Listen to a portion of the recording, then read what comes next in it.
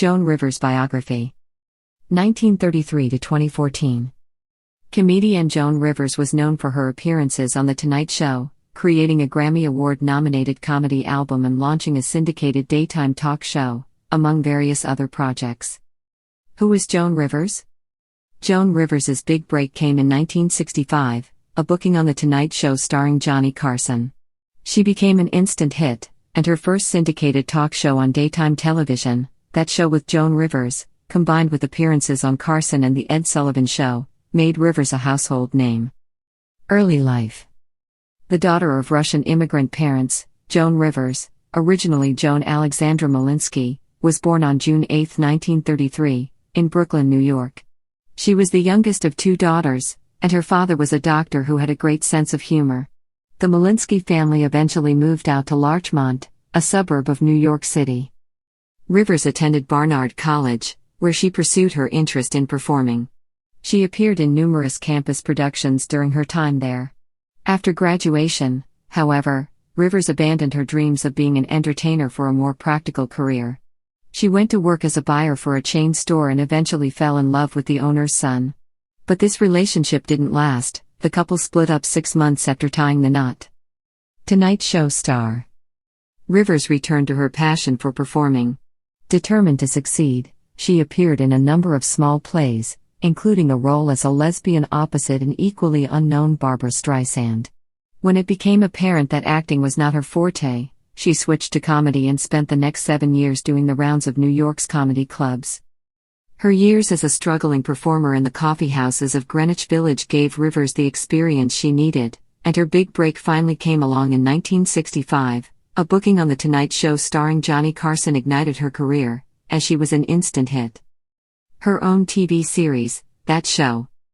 In the late 1960s, Rivers landed her own program called That Show with Joan Rivers, also known as The Joan Rivers Show, which featured guests like Florence Henderson, Soupy Sales and Jerry Lewis.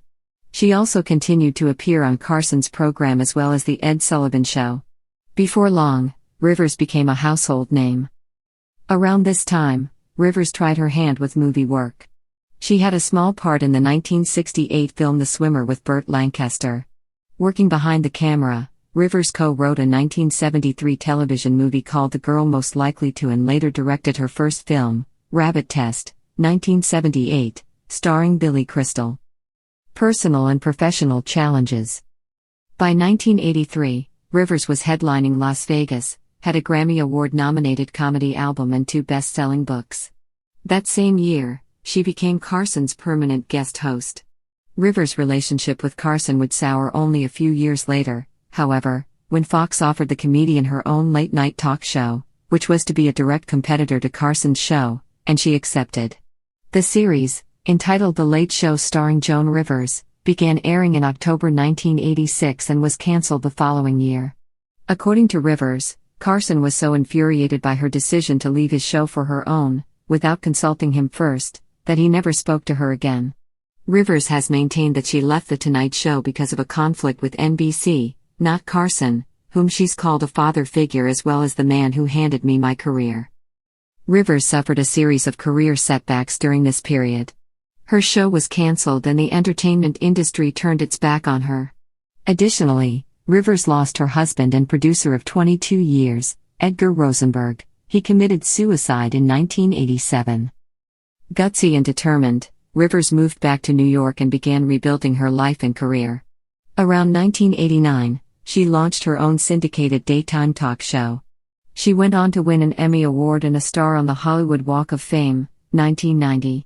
Later, in 1994, she co-wrote and starred in Sally Marr and Her Escorts, which garnered her a Tony Award nomination for Best Actress. Rivers also established herself as an entertainment commentator, serving as host of the E-Series Live from the Red Carpet from 1996 to 2004. No celebrity was spared from her quips and cracks during her tenure. Joan and Melissa and other recent projects. In her 80s, Joan Rivers continued to juggle a number of different ventures. She designed and sold her own line of costume jewelry and other products on QVC. And in 2010, she was the subject of an acclaimed documentary, Joan Rivers, A Piece of Work. Rivers remained a popular TV personality, as well. She served as host of Fashion Police, which allowed her to continue to critique celebrities on the red carpet, and she had her own reality TV show Joan and Melissa, Joan Knows Best? 2011-14, which also featured her daughter Melissa. Rivers continued to enjoy success as a writer as well, publishing I Hate Everyone, Starting With Me, in 2012, and Diary of a Mad Diva, in 2014. She maintained a career as a stand-up comedian, playing numerous shows each year. Health crisis and death. In August 2014, Rivers underwent surgery on her vocal cords in a New York medical clinic. Rivers stopped breathing during the procedure and was rushed to New York's Mount Sinai Hospital.